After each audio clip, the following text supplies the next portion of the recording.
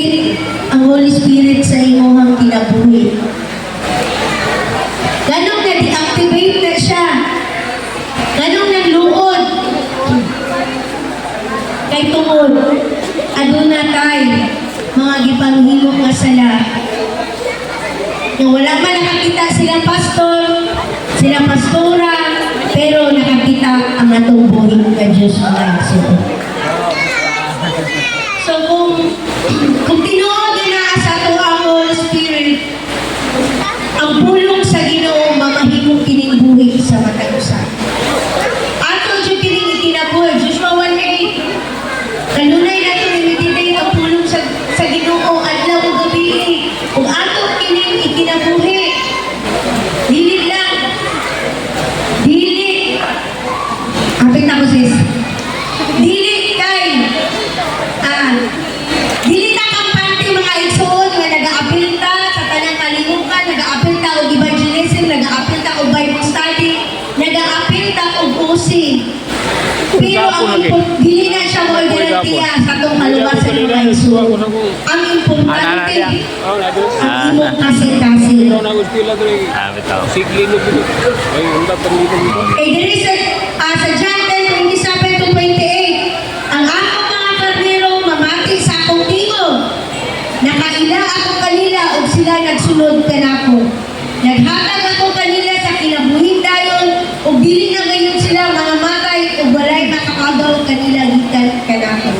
So kung tinuod ka nga karnero sa Ginoo,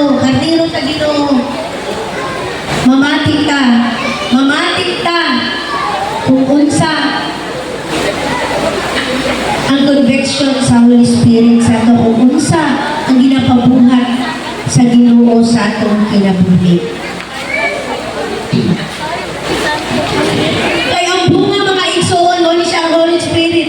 Ang bunga mga igsoon, dili na siya matubo overnight. Kinahanglan ko na siya dahil agi o pruning para mamahimong magbalikon, para mamahimong mapungahon ang atong espirituhanon nga bahin. So mao na kinahanglan magpagiya ta sa Holy Spirit, magpagiya ta sa shepherd, sa magbalantay nato nga gihatag ni Jesus sa ato nga mao sila pastor si pastora. Kung i-correct na, kung pa-correct ka, pero pisa 30. kaya sila man ang naay accountability sa ato dili tayo na kanang maski pag memorize na rin mo ang tinuong Biblia, dili ta magpaka dili ta kanang ba kanang ako na gabi ako imalinti ang tama usahay ba ang tao ingon ana basta ma-full na siya og knowledge dili na siya magbuot-buot na lang ta sa atong mga desisyon dili na galit ta mangayo og kanang giya sa Ginoo bago ta mo desisyon.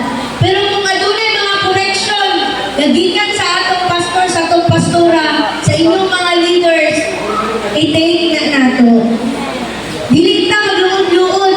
Kaya nga no, kabalo sila, kaning ilang gibuhat, makapamaayo sila, makapamaayo ni sa atong kabalo sila, dili ta dalon nila sa kalaglagan. Kundi dalon ta nila sa tiilan sa atong buhay ng Diyos.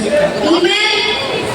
So mga igsoon, wala na may oras, let the Holy Spirit be the master gardener to shape your character until na makita ang ebidensya na mamahimong na ang Christ likeness. Kaya ang ebidensya, igsoon, nga tinuod, nga tupak ka sa Ginoo o tinuod nga naan mo ang Holy Spirit makita sa imong pagkinabuhi o sa imong pamatasan. Amen? Holy na ka pag-abot sa Domingo, pag-abot sa imong balay, Monday to Friday sa imong trabahoan, dahil ang batasan na imong gipakita. Holy na ka pag naa sa pastor, naa ang mga leader, naa imong kaubanan sa simbahan. Pero how about ang tinuod na kasing-kasing. Lahat na punta. Pagkatry na kanagwan, reverb message. Nakakuha ni Prim. Encourage ako matag-usa. Christmas mo na. November, December, January, February, March, April. Kami alis. May pa-shade na to. Kaya ang Holy Spirit, mao din ang master gardener para mamunga din ka. Na mao ang fruit of the Holy Spirit. So, praise God, no? Hallelujah. Kahit naman, pag hinaon ko, ang mga pag-ampo, nga doon kayo nakatunan ka ng kabutagon. Sige, mag-ampo tayo, doon po na to mga ulo. Lord, salamat Ginoo sa mga bulong ng mga butagon, Ginoo, na kanunay na panunod na mo, Lord. Na wala dyan may mahimo, Ginoo, kung walang masamang pinabuhi. Lord, ikinahanglan ka na mo, oras-oras, minuto-minuto, Ginoo, para imong ibiyahan, imong i-direct, Ginoo, kung unsa man Ginoo ang imong kabubuton, na magasubay gihapon mi Ginoo sa imong dalan, Ginoo. Na Lord, na maabot ang panahon, Ginoo, dili man karon dayon, Ginoo, nga ma-perfect din namo, Ginoo. Pero Lord, amo ang faith, ang amo ang paglaom, yung one day, Lord, mahimaya dito sa among mga kinabuhi. Limpyuhi, Ginoo, ang among mga kasing-kasing, Ginoo. Kay kabalumi, Ginoo, nga ang pinaka-importante sa imong mao ang among kasing-kasing na magmatinuanon diha kanimo. Lord, nag-aay pa yung gugma, more na gugma, Ginoo, diha kanimo. Para Ginoo, makashare kami sa gugma, Ginoo, mapabati na mo ang gugma.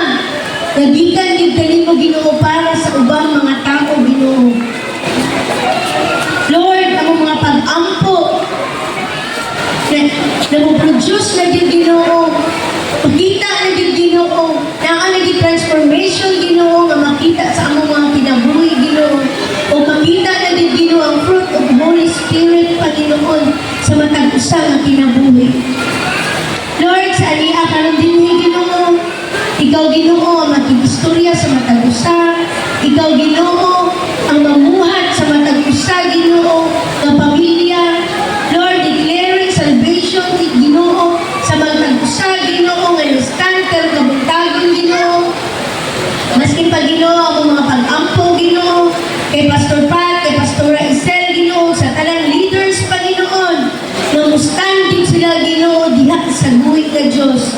Mustanding sila, Ginoo, sa calling na gihatag, trust ni Lord sa matag-usa.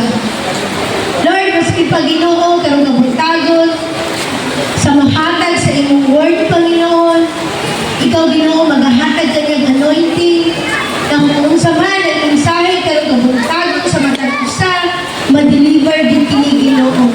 Maski pa, Ginoo, sa music ministry, Panginoon, sa worship team, ikaw, Ginoo, ang mag-anoint sa matag-usa, Ginoo, na ma-welcome din mo ang imong presensya karong kabuntagon, na dili kini mo uli, Ginoo, nga dili gid ka namo magapos, Ginoo, nga dili gid namo, Ginoo, madawat ang among portion. Thank you, Lord. Salamat, Ginoo, sa ulan. Salamat sa mga igsuunan nga nakaabot ni Ginoo nga safe and sound. Salamat, Lord, kining tanan, Ginoo, tanan dumog ug himaya kanimo lamang in Jesus' name. Amen.